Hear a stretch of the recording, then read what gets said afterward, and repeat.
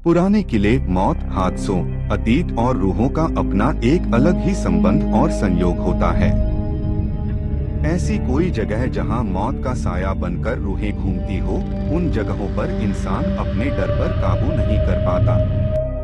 दुनिया भर में कई ऐसे पुराने किले हैं जिनका अपना एक अलग ही काला अतीत है और वहां आज भी रूहों का वास है। भानगढ़ का किला भारत में सबसे प्रेतवाधित स्थान के रूप में जाना जाता है और शायद सबसे बड़ा अनसुलझा रहस्य है। आइए जानते हैं इस भूतहा किले की कहानी। भानगढ़ किला 16वीं शताब्दी में बनवाया गया था।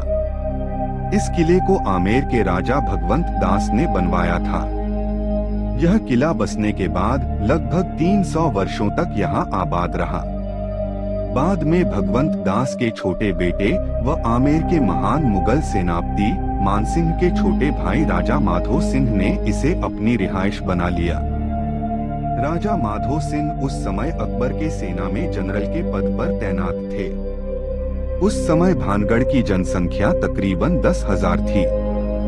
भानगढ़ का किला अपने बर्बाद होने के इतिहास और रहस्यमयी घटनाओं के कारण मशहूर है। इस किले के उजाड़ होने के बारे में दो कहानियां प्रचलित है। पहली कहानी के अनुसार जहां भानगढ़ किले का निर्माण करवाया गया, वह स्थान योगी बालूनाथ का तपस्या स्थान था। उसने इस वचन के साथ महाराजा भगवंत दास को भानगढ़ किले के निर्माण की अनुमति दी थी कि किले की परछाई किसी भी कीमत पर उसके तपस्थल पर नहीं पड़नी चाहिए।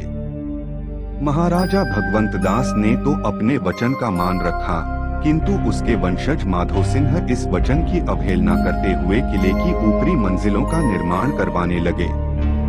ऊपरी मंजिलों के निर्माण के कारण योगी बालूनाथ के तपस्थल पर भानगढ़ किले की परछाई पड़ गई।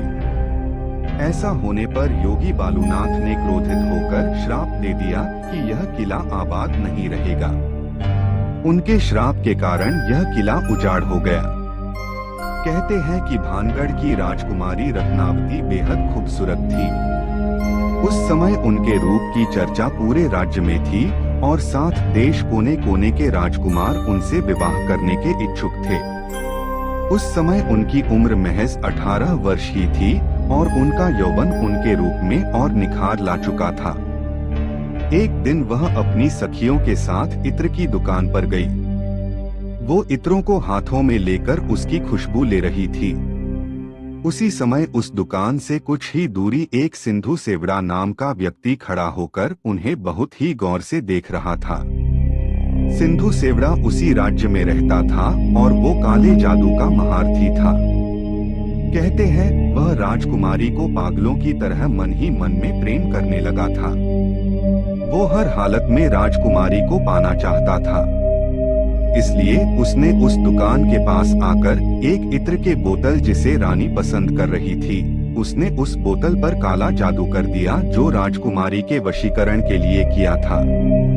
लेकिन इस बात का पता राजकुमारी को लग गया। राजकुमारी रत्नावती ने उस इत्र की शीशी को उठाया और वही पास के एक बड़े पत्थर पर जोर से पटक दिया, जिससे वो शीशी टूट गई और सारा इत्र उस पत्थर पर फैल गया। कहते हैं कि काले जादू के असर के कारण वह पत्थर तांत्रिक सिंधु सेवड़ा के पीछे चल पड़ा और तांत्रिक को कुचल दिया, जिससे कारण तांत्रिक की मौत हो गई।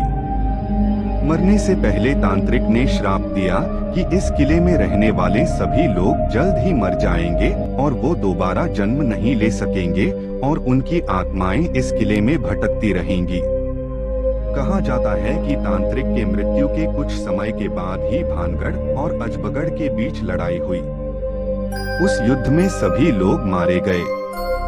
साथ ही राजकुमारी रत्नावती भी उस श्राप से नहीं बच पाई और उनकी भी मृत्यु हो गई। लोगों का मानना है कि भानगढ़ के किले में उनकी रूहें आज भी घूमती हैं।